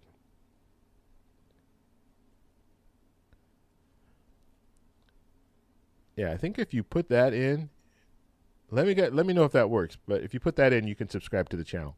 But yeah, let me come back to my main screen here. I miss work. I miss work. When I say that, if you guys didn't know, I retired 3 years ago. Almost, no, it's not 3 years. 2 years ago. 2.5 years ago. Something like that. Yeah, two and a half years ago I retired. And I don't miss I don't miss going into work every day, but I miss just being able to talk about crime and talk about different things, like things that are related to this, law enforcement. All we did was talk about crime, talk about so-and-so did this, so-and-so did that, and we were investigating things. And always, it was just constant talking about that stuff. I miss that. I miss talking about that stuff. And so I think this will give me an outlet so I can talk about different cases that are out there and kind of, I don't like to Monday morning quarterback, but, look at the different cases and maybe give you guys some stories that I was involved with when I was working and things like that. So that's why I created this channel. Now, this channel has no subscribers. So you guys can be the first to subscribe. And then click that little bell notification there. That way you'll get notified. Now, I posted a video. I actually reposted a video. And it got a full-on... Oh, we don't want to play it here. So it's been a while. I waited a week. I didn't do any videos last week talking about this trial, this hush money trial. You can't turn it off. Anyway, it got 2 views. This is how crazy it is. When you start a YouTube channel, man, YouTube doesn't know anything about you. I don't know how many channels are out on YouTube, but there are a lot. So the struggle is real when you first start. It is real. So I got 2 views. So anyway, I posted this same video on the regular on the main channel, but I changed it because I said, you know what? I don't want to mix audiences. It's better to do it this way. So subscribe to the new channel if you're interested in crime stuff and the crime stories. I've always found it interesting. Okay, crime stories, like you watch the Datelines, and now I watch what's that Oxygen channel, where they have all these different stories about crime, and I don't know. I've always been fascinated with it, and then of course when I was working, it was great because it was real life. I was in it. I was in the middle of it. So I just want to get back to just the talking. Like I said, I miss work only for the conversations that we had. But I don't want to go back to work. I don't like driving in traffic. I don't like having to be at work every day. I don't want to go back to all that. Okay. But I do enjoy certain aspects of it, or I do miss certain aspects of it. And I do find myself looking and watching more of these crime stories and stuff like that because I miss it. It's not a part of my life anymore. So anyway, at the Case Agent, that is the channel there. Let me pin that at the very top. So subscribe to the channel. That would be much appreciated. And I can always say, you are one of the first people to subscribe to my channel. I remember. So when I have, 100,000 subscribers, I can say, yeah, you're one of the first. Thank you for your support. Okay, so I pinned that at the very top. So you guys can check that out. I would appreciate that. Now, so I stopped doing that. I stopped talking about the court case on this channel, and I won't talk about it anymore on this channel. We're going to stick to, when I do live streams, I'll talk about anything. Whatever you guys want to talk about, we'll talk about on a live stream. But I'm just talking about doing a separate live stream that just talks about the trial or any trial. Yeah, we're not going to do that. But I will talk about Social Security, and I'll still talk about the elections because I think that's very important. These go hand in hand. Social Security and politicians go hand in hand because if we have the right politicians in place, we can get things done when it comes to Social Security. If we don't have the right politicians in place, nothing will get done. They'll wait until the last minute, and then we're going to be looking at a situation where they say, oh, sorry, we waited till the last minute, so we're going to have to make some drastic changes, which means you're probably going to get some cuts to your Social Security benefits. And guess what? You wanted to retire at 67? You know what? You're going to have to wait until you're 69. And then if you're, early retirement at 62, you're living longer now, so you can retire at 64. So if we wait, we're going to have politicians start to throw stuff out there like that and say, well, this is the only way that we're going to be able to fix it. We didn't know how this, we don't know how this happened. But we got 11 years right now where these politicians are talking about, we know what the outcome is going to be. But when it comes to the 11th hour, 10 years from now, we're going to have these politicians saying, oh, we don't know how this happened. But we got to address it now, or they're just going to blame the people who are talking about it right now. They're going to blame them and say, well, the politicians, they should have done something. I don't know why they didn't do anything, so we're just going to have to make cuts. That's the only thing that we can do. Sorry, but not sorry. That's the situation that we're going to be in. Sharon is saying, I can't find it. Is it on? I think that's how you do it. Let's see. Let me see if I can do it. Let me know if any of you guys are able to do it. Let's see here. I'll try to pull it up right now. I think if you just put, so if you put that @ symbol,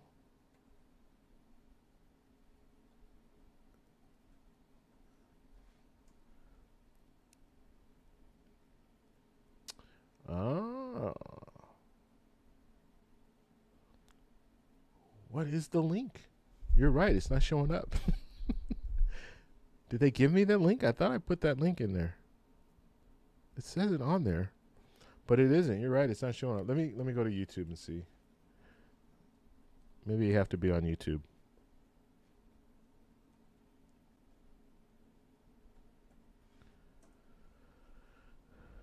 Okay. So yeah. So you need to be on YouTube. You can't just do a search on Google. You have to be on YouTube and then just type in @the case agent, and then it should pull it up. And Sharon says yes, she found it and she subscribed. Thank you for subscribing, Sharon. And yeah, so I'm going to be putting more content out there. It's just it will help. It will help me. It will help me to talk about crime and stuff like that. We can share stories and just talk about. There's so much stuff out there, just when crime related. That is just really, really fascinating. I mean, there's never a day that goes by where you watch the news and you always hear about the different crime and things that are, stuff that's going on. I've always, even on this channel, I've talked a little bit about some of the things that are going on when it comes to like the self-checkout thing. I thought that's just an absolute nightmare for a lot of people, where they're going to self-checkouts now and finding themselves charged with crimes because they, mistakenly or on purpose tried to, I'll say mistakenly forgot to scan an item, or in some cases they purposely forgot to scan an item. But the people who mistakenly, forgot to scan an item, now they're being faced with, charged with petty theft and things like that. It's like, come on, are you crazy? It's like we've gotten to this point now where you're actually going into a store and trying to help. I say trying to help. You're going into the store, and the store is using you as an employee and then charging you with petty theft if you mess up. How crazy is that? And you're not being trained to do that.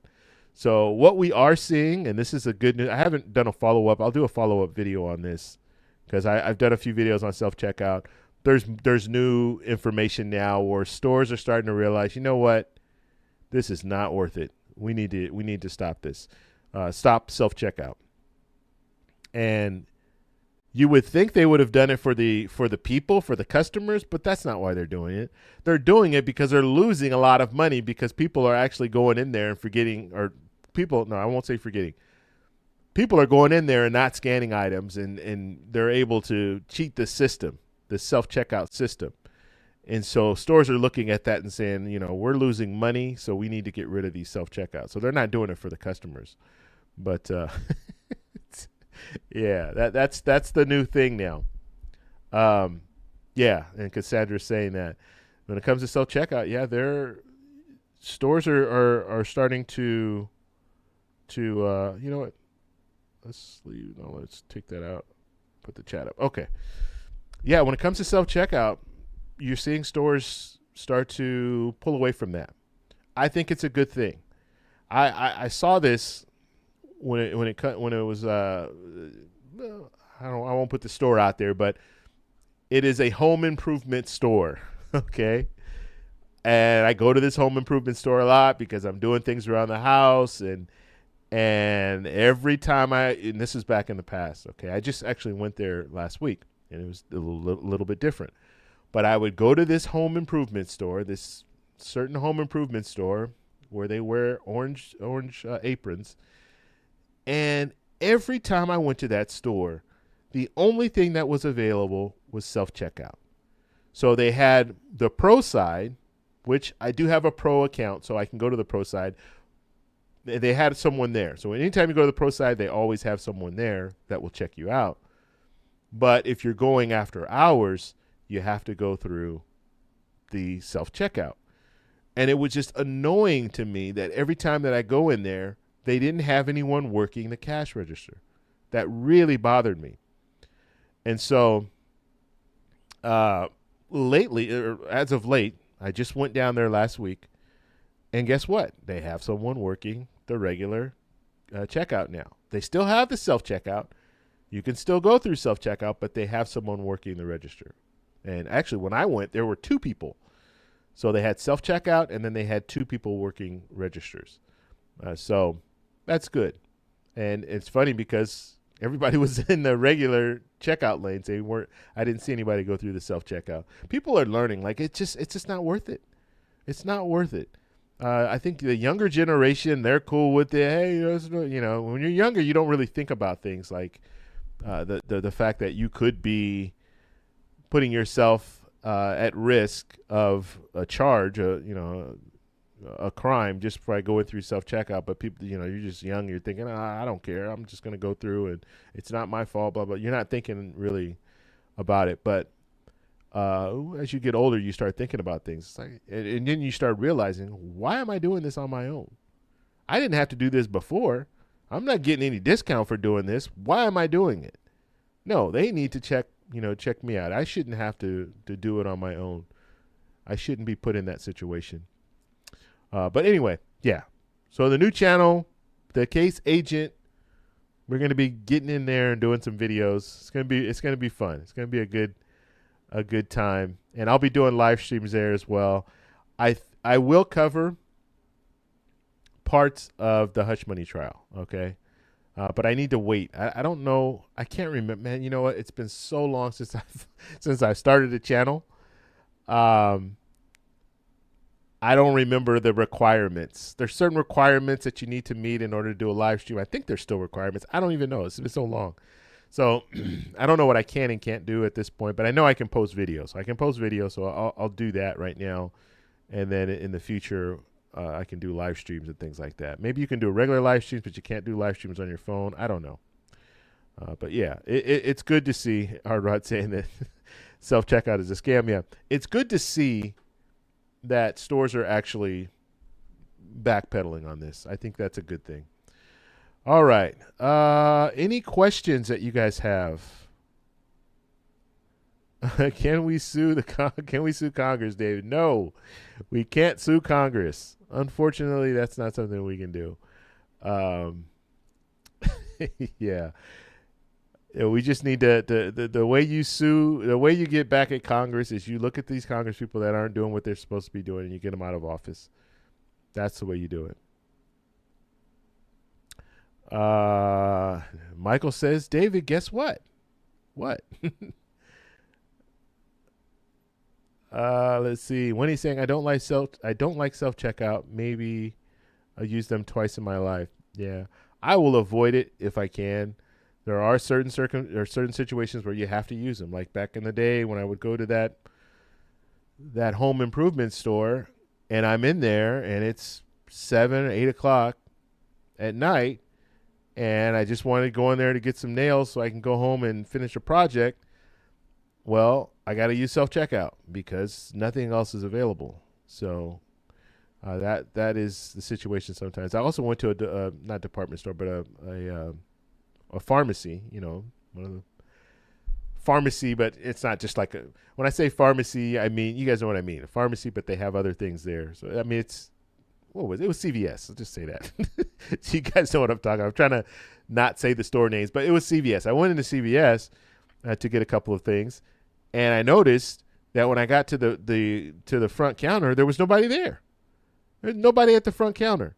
And all they had were 2 self-checkout machines off to the left. And so I'm looking around. I'm like, hello, hello. And then a guy comes out from the floor. I think he was stocking shelves or something like that. And he comes out and he was like, oh, I can help you. He doesn't go behind the counter. He goes to self-checkout. And he checks me out or I basically check myself out, but I just go through he took me over to the self-checkout, clicked on the machine, and then did it through there. So it's like crazy, man. They're not even going behind the counter anymore. That was a while ago. This is probably 6 months ago that I did that, but I just thought that was the weirdest thing, man. It's like, come on, man. This is crazy.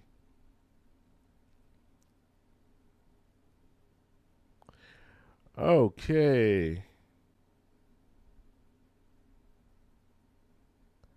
Let's see. Cheryl is saying, "Hi, David. I joined late. Did you give an update on the pending additional Social Security payments? Do you know the real amount to be paid?" I am not familiar with what you're talking about. What additional Social Security payments? The only additional payment, or I always get pushback when I say this, so I'll try to say it the way that's easily understood. There will be no SSI check going out in June. That check will be going out in May, so May 31st. So that could be the additional check that you're talking about, the additional payment. So you get one at the beginning of the month and then one at the end, but you will not get one in June. Maybe that's what you're referring to, but that's the only thing that I know. Okay, and it's not additional. It is your June check, but it's coming in May. Okay, all right. Saying sometimes self-checkout charges more for items that have lower prices posted in the store. You know what's funny? I've heard of that.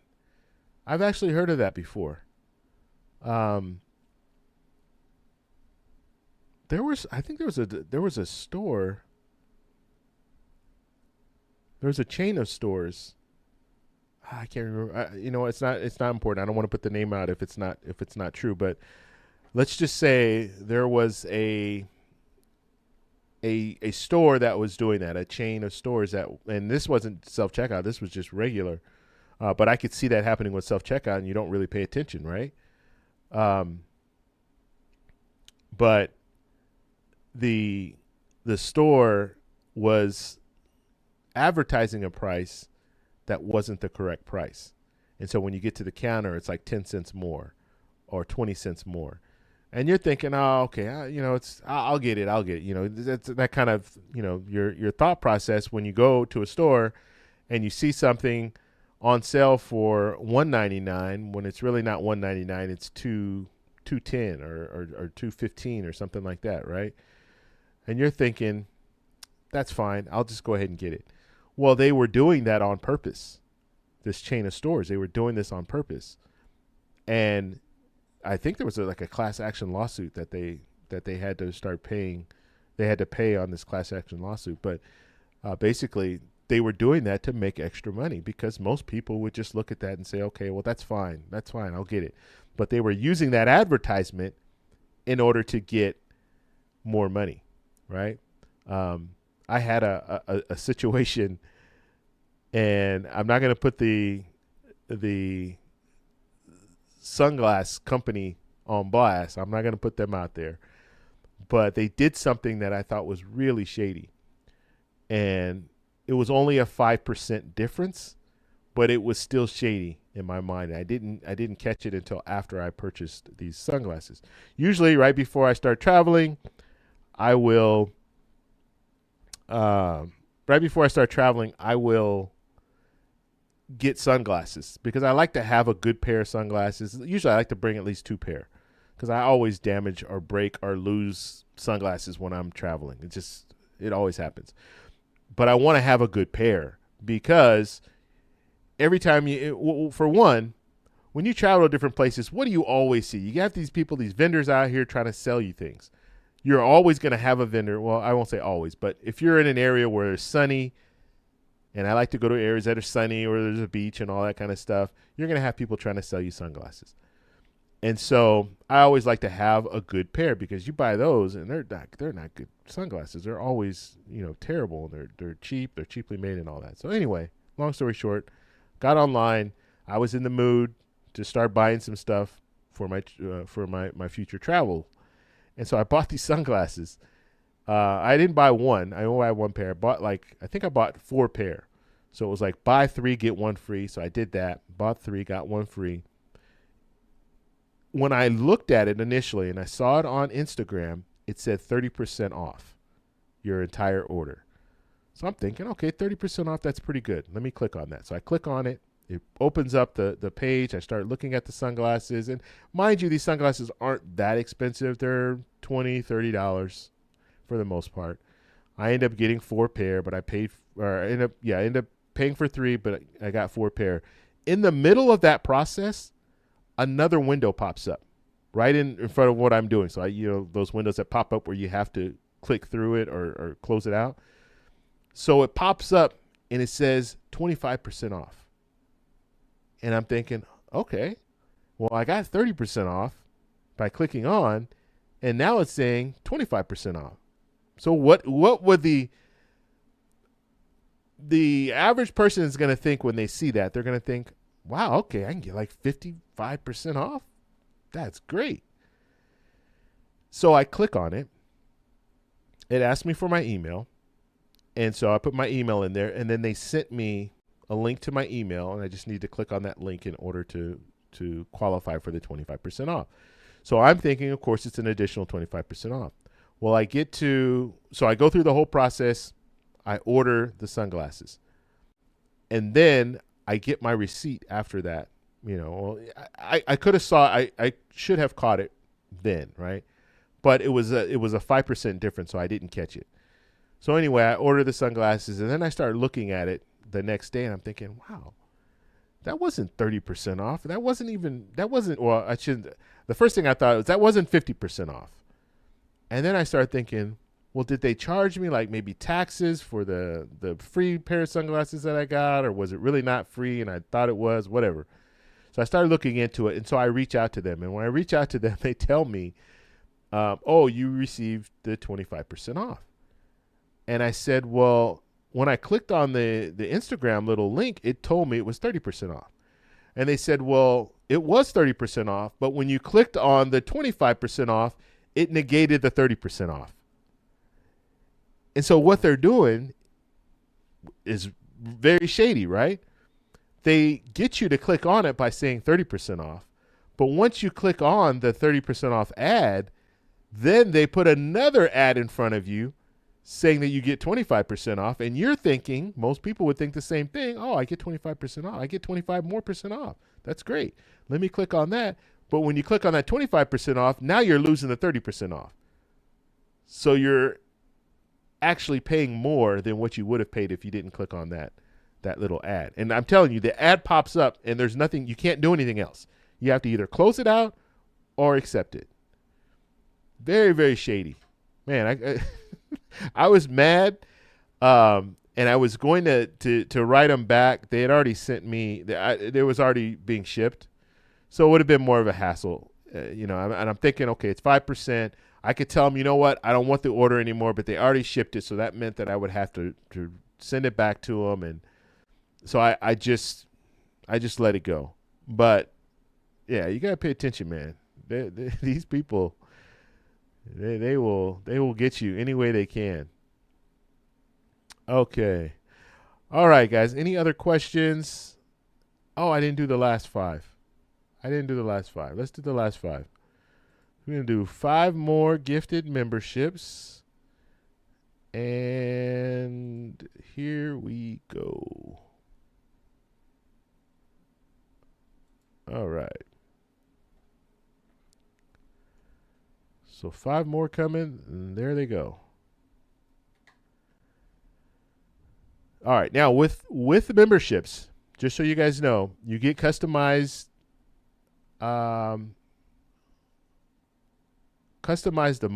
emojis, and you get customized badges. Okay, so you see R-Rod, you see his name there, right next to his name, to the right of his name, you see that little badge.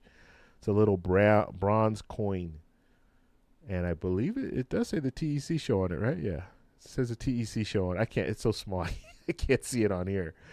If I had a bigger screen, I could see it. But so you get the customized emojis and you get the badges. And as you move, let's just say you were to continue membership, okay?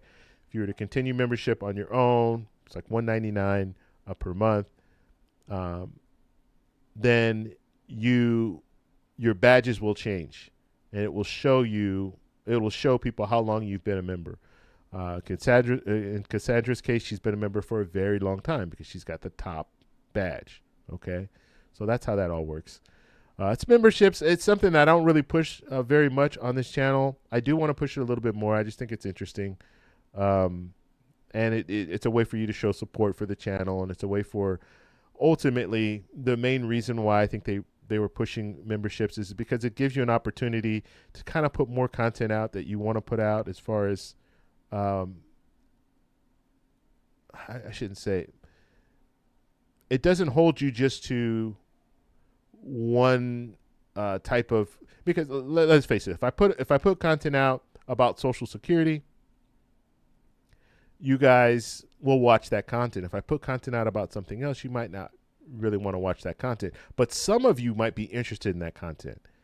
And so that's where memberships come in, where I can still put that content out and people will watch it. I can make it as, for members only, and members can watch it, that kind of stuff. So that's the benefit of members. And it's what I like about membership is I know it's, I can bounce ideas off you guys. It allows for that.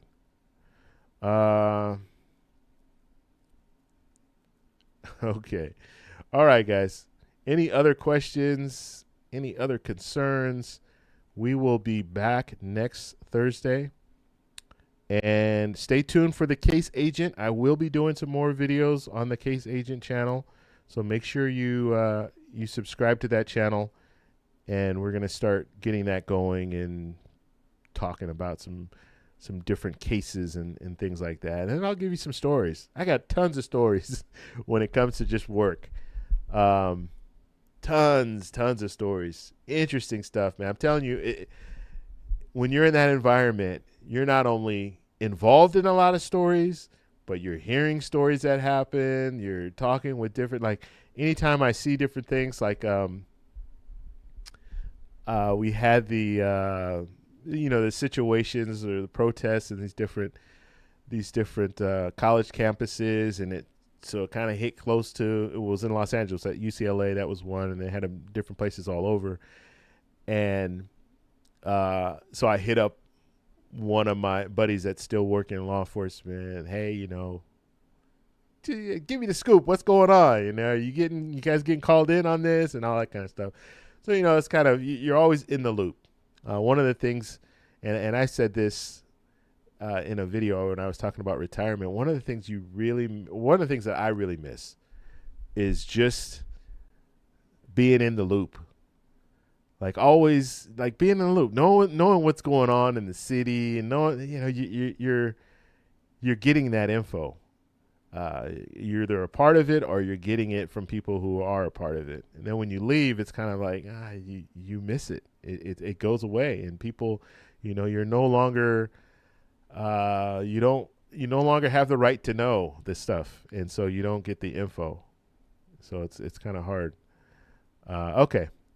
All right, guys. Anything else? I think I answered all the questions that were asked. I'm just scrolling through to see if there's anything else. And if you put at the TEC show, hopefully I was able to read those questions. And if I can't answer them, I apologize. If I didn't answer them, I apologize. Dolly, thank you for being here, and thank you for helping out as a moderator. And let's see, did I answer this one?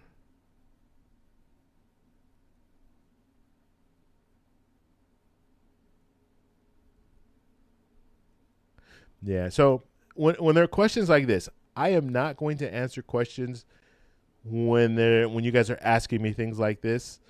And the reason why is because this is something that you're going to need to talk to someone who is a professional. I am not a professional when it comes to Social Security. Okay. So I hate to give advice like this. The answer or the question here is I'm currently collecting survivor benefits along with survivors' benefits from Florida. With the current economy, would it be a good idea to switch over to my Social Security benefits? So there are a lot of things that are out there. I don't know what you're receiving in Social Security benefits. There are a lot of questions that are out there. So this is something that you need to talk to either a financial, someone who does retirement planning for a living. You can talk with the Social Security Administration. They might be able to give you point you in the right direction. But I do not want to put out information and you guys follow what I'm saying and it ends up hurting you. Okay. So those are the live streams are a good way to answer simple questions, I guess you can say, or talk about different things that are going on when it comes to legislation, or at least tell you, okay, just like we were talking about earlier with SSI and Social Security, that's cut and dry. That's black and white. Social Security and SSI are two different things. And so explaining that is one thing, but actually trying to answer a question that's more complex, you need to go to someone who does that for a living. Okay. All right. Yeah, I think I answered everything. So once again, I appreciate all of the support. I appreciate you guys all being here and participating. And I hope to see you guys next Thursday. And I'm just going through all the chat just to see make sure I didn't miss anything. All right. Doesn't look like I missed anything. So thank you guys all for being here. Thank you for hanging in there, especially the people that are still here. I really appreciate that. We will be back on next Thursday, 5:15 Pacific Standard Time.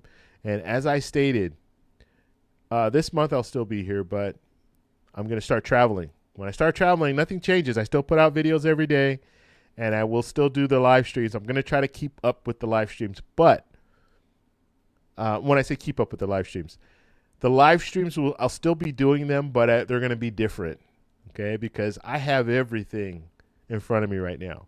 I have everything that I need to do a live stream. What I'm in the process of doing is I'm trying to streamline all of the stuff that I have here so I can do a live stream, still do a live stream and give you guys some of the bells and whistles, but not, let's see, what am I trying to say? I could still give you guys all the bells and whistles, but I don't have all of this stuff. What I'm trying to do right now is I'm showing you guys, I've done this before, showing you guys what I'm looking at. So this is what I'm looking at. This is all of my screens. This is the cameras, everything. Okay, this is what I'm looking at. So when you guys wonder, like, what is he looking at? What's on his screen? This is all the stuff that's on my screen. Now, when I travel, obviously I can't bring these big monitors. I can't bring. I bring a camera, but I don't have the tripod. I don't have this big light that's in front of me, and all this other stuff that I have set up here. So because of that, the live streams will change a little bit, but I'm still going to be putting out live streams. I did all that to say that. So, all right. So we're going to go ahead and take off. Thank you guys all for being here. We'll be back next Thursday. And if anything significant happens, I will come on and do what I wanted to do. And I haven't really done this. But if there's something that's, let's say I want to do a live stream for 30 minutes. So we've been on for over probably approaching 2 hours now. Yeah, a little over 2 hours. So let's say I want to do a live stream for 30 minutes. I still want to do those, and I haven't done one yet because I always get to talking, and you guys know me. I talk too much. So I want to still do those, and I still plan to do those, and those will be just the impromptu, something just happened, let me do a live stream about it for 30 minutes, and then, go about the day. So I still want to do those, but Friday we're going to have our set live stream. Okay, so Friday, or I just said Friday, Thursday. I don't know why I kept saying Friday. Thursday, 5:15 Pacific Standard Time. That's the regular live.